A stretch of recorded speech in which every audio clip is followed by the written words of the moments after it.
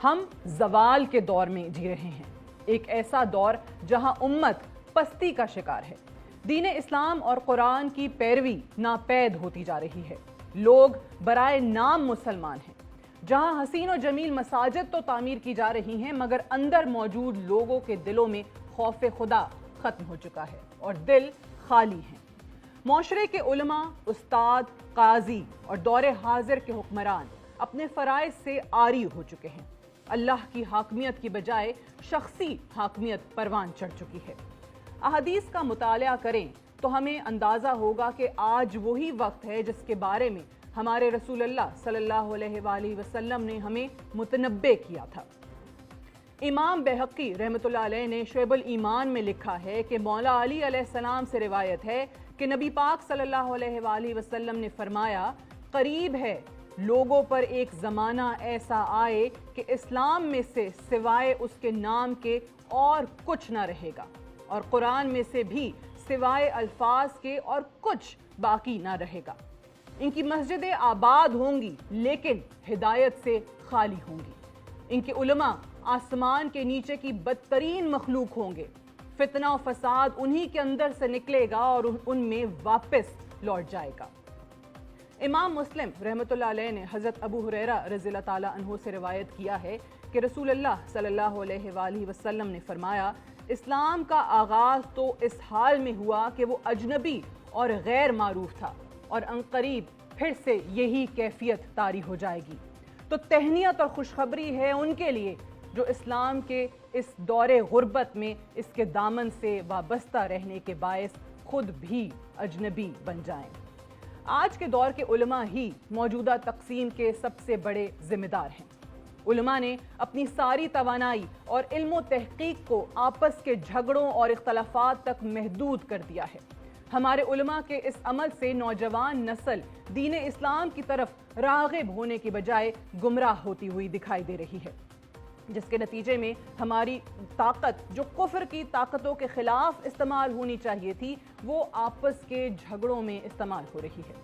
علماء کی آپس کی رنجشوں کی بدولت دین اسلام ہمیں جس محاذ پر لڑنے اور قربانی کا درس دیتا ہے، وہ محاذ خالی پڑا ہوا ہے۔ ہمارا معاشرہ سماجی برائیوں سے پر ہے اور اعمال اور اخلاق برباد ہو چکے ہیں۔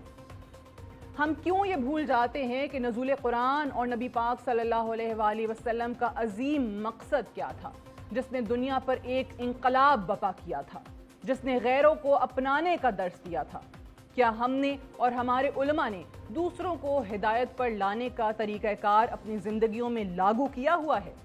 قرآن مجید میں اللہ تعالیٰ فرماتے ہیں، کیا اب بھی وقت نہیں آیا کہ ایمان والوں کے دل اللہ کے ذکر اور اس کے نازل کیے ہوئے حق کی طرف جھک جائیں؟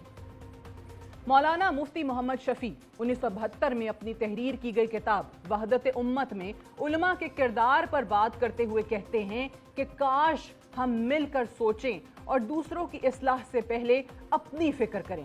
ہمیں اس بات پر بڑا ناز ہے کہ ہم چوری، رشوت، سود، شراب اور سنیما سے پرہیز کرتے ہیں اور نماز روزے کے پابند ہیں، لیکن خطرہ یہ ہے کہ کہیں ہماری یہ نماز روزے کی پابندی اور شراب و رقص سے پرہیز کہیں ایسا تو نہیں کہ صرف مولوی گری کے پیشے کی خاطر ہو، کیونکہ اسی پیشے میں ان چیزوں کی کھپت نہیں، ورنہ اگر ہم ان چیزوں سے خالص اللہ کے خوف کی بنا پر بچے ہوتے تو حب مال و جاہ، حسد و بغض، کبر و ریا سے بھی بچے ہوئے ہوتے، کیونکہ ان کی نجاست کچھ شراب سے کم نہیں۔ دوسری جانب اگر آج کے دور کے حکمرانوں کا تذکرہ کیا جائے تو ہمارے حکمران اللہ کی حاکمیت کے پیغام کو بھلا چکے ہیں۔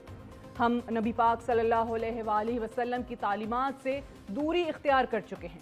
خلافت راشدہ کی مثال ہمارے سامنے ہے، مگر ہم اسلامی تعلیمات اور روایات بھول بیٹھے ہیں۔ حضرت نافع رضی اللہ تعالیٰ عنہ فرماتے ہیں کہ ایک مرتبہ خلیفہ دوم حضرت عمر ابن الخطاب رضی اللہ تعالیٰ عنہ گزر رہے تھے۔ ایک چھوٹا سا چھپر دیکھا، ایک بوڑھی اماں بیٹھی تھی۔ عمر فاروق رضی اللہ تعالیٰ عنہ نے بوڑھی اماں کو پریشان دیکھا، اجازت کے بعد اندر گئے، اماں سے پوچھا کیا پریشانی ہے، کیا بات ہے؟ اماں کہنے لگی، خاوند انتقال کر گیا ہے، اولاد اللہ نے دی نہیں، میں غریب ہوں، 3 دن سے روٹی نہیں کھائی، قرضہ چڑھ گیا ہے، مجھے عمر فاروق سے بڑی شکایت ہے۔ اس نے میرا حال ہی نہیں پوچھا، وہ آیا ہی نہیں۔ حضرت عمر رضی اللہ تعالیٰ عنہ کہنے لگے، اماں عمر کو کیا پتا تو کس حال میں ہے؟ عمر کو میرے حالات کا نہیں پتا تو چھوڑ دے حکومت، اس کے حوالے کرے جو خبر رکھ سکتا ہو۔ حضرت نافع رضی اللہ تعالیٰ عنہ فرماتے ہیں، جس کے سامنے روم اور کسرا کے بادشاہ کانپا کرتے تھے، میں نے عمر فاروق کو اس بڑھیا کے سامنے کانپتے ہوئے دیکھا ہے۔ حضرت عمر رضی اللہ تعالیٰ عنہ نے بڑھیا کا قرضہ اتارا، اس کے گھر میں کھانے کا سامان مہیا کیا، کھانا پکا کر کھلایا اور بڑھیا سے درخواست کی کہ عمر کو معاف کر دینا۔ اماں بولی، میں نہیں معاف کرتی، ایک دفعہ قبر میں جا لینے دے، میں رسول پاک صلی اللہ علیہ وآلہ وسلم آئیں گے تو میں عمر کی شکایت کروں گی۔ حضرت عمر رضی اللہ تعالیٰ عنہ اماں کے قدموں میں بیٹھ گئے اور کہنے لگے، اماں عمر کمزور ہے، لیکن افسوس کہ آج ہم اس دور میں داخل ہو چکے ہیں جہاں ہمارے حکمران منافقین ہیں۔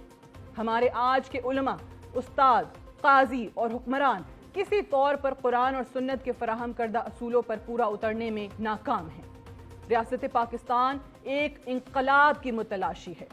ہمیں پھر سے خلافت راشدہ کے طرز کی حکمرانی چاہیے، جہاں استاد بھی معتبر ہو، قاضی انصاف فراہم کر سکے اور عالم اللہ اور اس کے رسول کا پیغام رہتی دنیا تک پھیلا سکیں۔